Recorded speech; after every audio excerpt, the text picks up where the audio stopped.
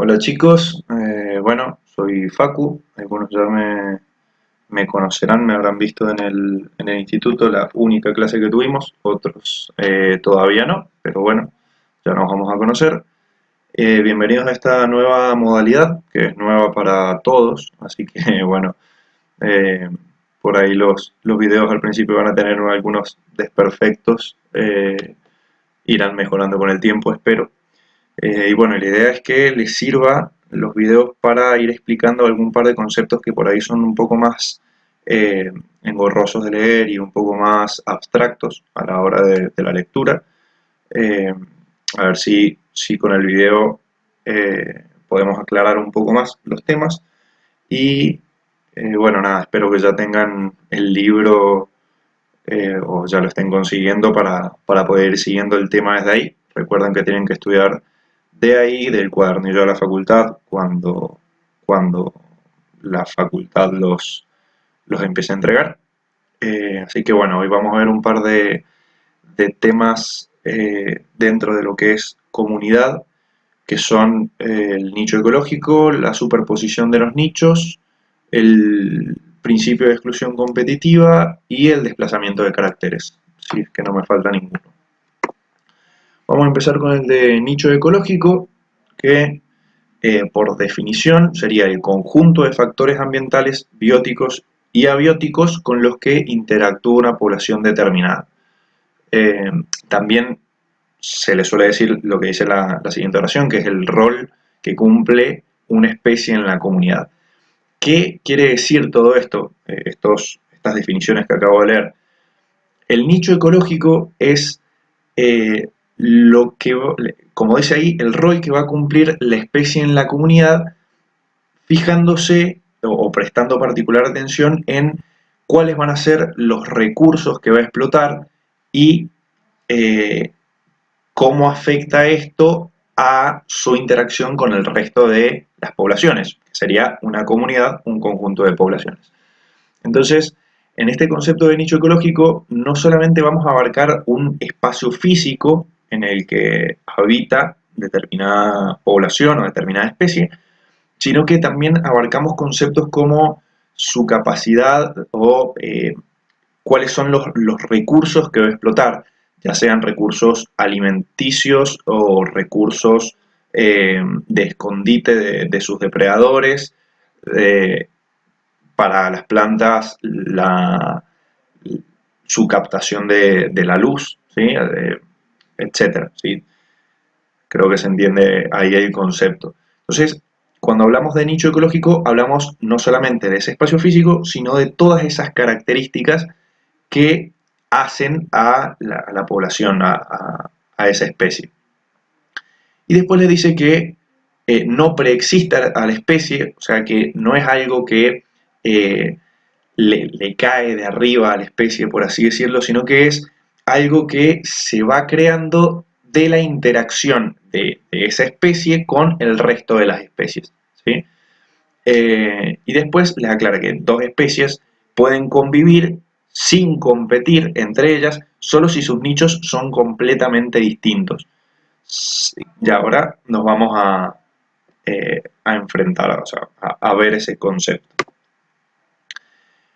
Le dice que la competencia entre organismos cuyos nichos ecológicos se solapan causa una selección contra los individuos cuyas características se superponen, llevando a largo plazo la divergencia entre nichos de las distintas especies. ¿Qué decimos en esta diapositiva?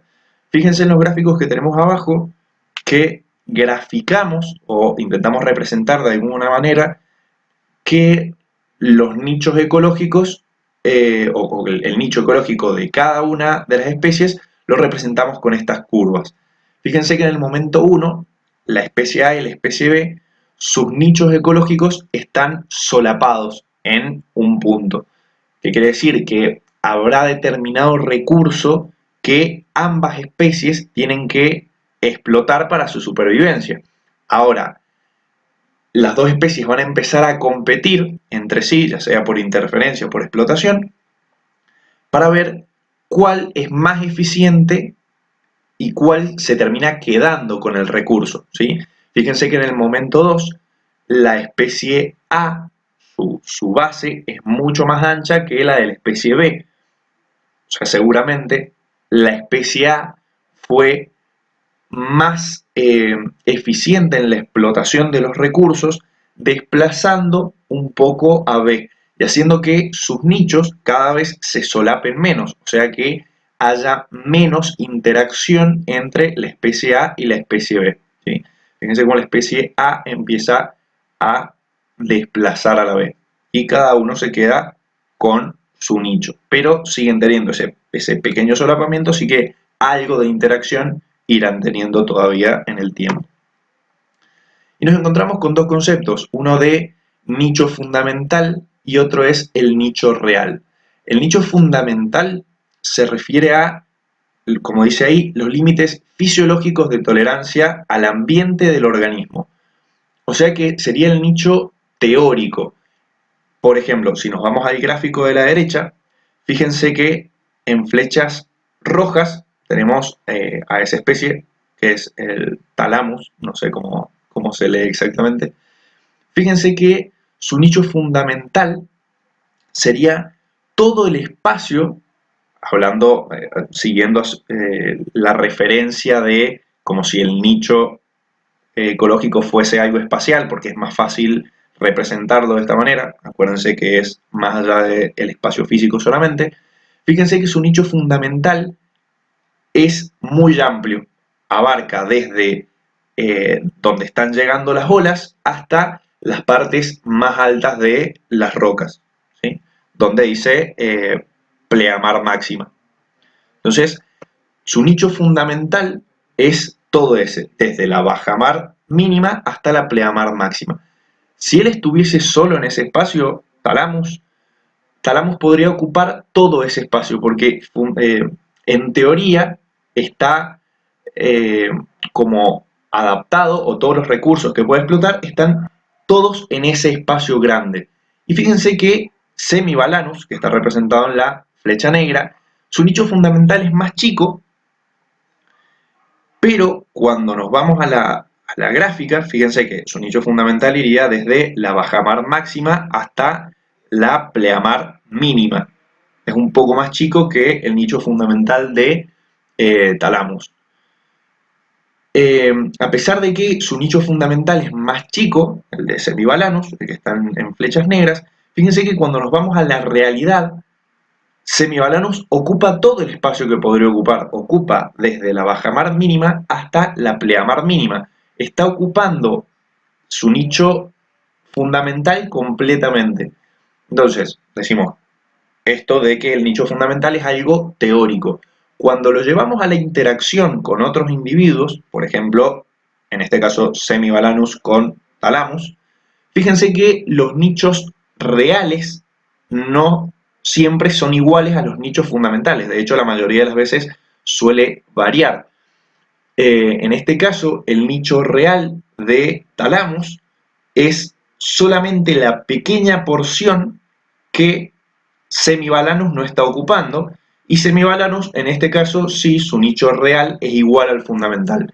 ¿Qué nos demuestra esta gráfica? Y que Semibalanus debe ser mucho mejor compitiendo por los recursos que Thalamus. Entonces, cuando hay superposición de esos nichos, Semibalanus desplaza a Thalamus de ese espacio, por así representarlo en la gráfica. Leemos la definición de nicho real: porción del nicho fundamental realmente ocupado por el organismo, determinado por la competencia interespecífica y por los factores físicos que lo rodean. Y más o menos vamos hablando de este tema, que es el principio de exclusión competitiva que propuso Gauss. ¿Qué es lo que decía él? La competencia es más intensa entre organismos con necesidades y estilos de vida similares. Si dos especies tienen la necesidad de explotar los mismos recursos, mientras más se superpongan estos nichos ecológicos, mayor va a ser la interacción que va a haber entre ambas especies. Mientras más solapados estén los nichos, más interacciones hay entre ellos. Después les dice, esto que les acabo de decir, mientras más se superpongan sus nichos ecológicos, mayor será la competencia. Y les da un par de ejemplos. Después les dice, cuando dos especies similares coexisten, o sea que están en el mismo lugar, en el mismo tiempo, es porque sus nichos son diferentes, o sea, no están solapados o están muy poco solapados. Y al final les dice que si dos especies compiten por un mismo recurso limitado, una de ellas siempre va a ser más eficiente que la otra. Siempre hay una que es más eficiente y otra que lo es menos. Entonces, en esta interacción siempre va a haber alguien que desplace al menos adaptado, por así decirlo, eh, de su nicho fundamental, ¿sí? Haciéndolo ocupar solamente su nicho real. Este hombre, Gauss, experimentó con paramecios. Paramecios son unos individuos unicelulares. Fíjense que está Paramecium aureli y Paramecium caudatum, que son dos especies diferentes. Ya lo vamos a ver después cuando lleguemos al módulo de evolución, pero Paramecium aureli y Paramecium caudatum, además, a pesar de ser ambos paramecios, son especies diferentes. Y dice que comparó el crecimiento de ambas individualmente. Fíjense que si nos vamos a los gráficos de abajo, Paramecium aurelia, en el orden de los 5 días, que en las X tenemos los días y en las Y tenemos la cantidad de células, fíjense que Paramecium aurelia crece mucho más rápido. En 5 días está entre 150 y 200, digamos 175 células a los 5 días, más o menos. Y fíjense que Paramecium caudatum, que es el gráfico que está en morado, a los 5 días son 40 células, o sea que se reproduce más lentamente. Y él lo que hizo es primero explorar por separado y después juntarlos, ver cómo crecen interactuando entre sí. Y nos vamos a la última gráfica y vemos que Paramecium aurelia, que era la que crecía más rápido, explota mejor los recursos y termina creciendo, ¿sí? Creciendo mucho su población, un gráfico más o menos parecido a su crecimiento normal, ¿sí? Y fíjense que Paramecium caudatum nunca se puede establecer en el espacio, digamos, porque Paramecium aurelia es más efectiva en la competencia, entonces Paramecium caudatum nunca se puede establecer. Y fíjense que cerca del día 15, un día siguiente, Paramecium caudatum desaparece. O sea que Paramecium aurelia lo sacó completamente del mapa, nunca lo dejó instalarse completamente. Pero algo que hay que aclarar, que es lo que les pone acá en negrita Euge, es que el competidor que crece más rápido no siempre es el más exitoso. En este caso, dio la casualidad de que sí, de que Paramecium aurelia crecía más rápidamente y en la interacción es la que termina predominando. Después podemos ver otros casos, otros ejemplos, en los que no necesariamente el que crece o el que se reproduce más rápidamente es el que perdura en el tiempo, ¿sí? Tal vez no se reproduce tan rápidamente, pero es más efectivo en la explotación de los recursos y termina perdurando en el tiempo, y el que se reproducía más rápido termina siendo sacado del espacio, desplazado. Y nos vamos a los patrones de competencia, el desplazamiento de caracteres.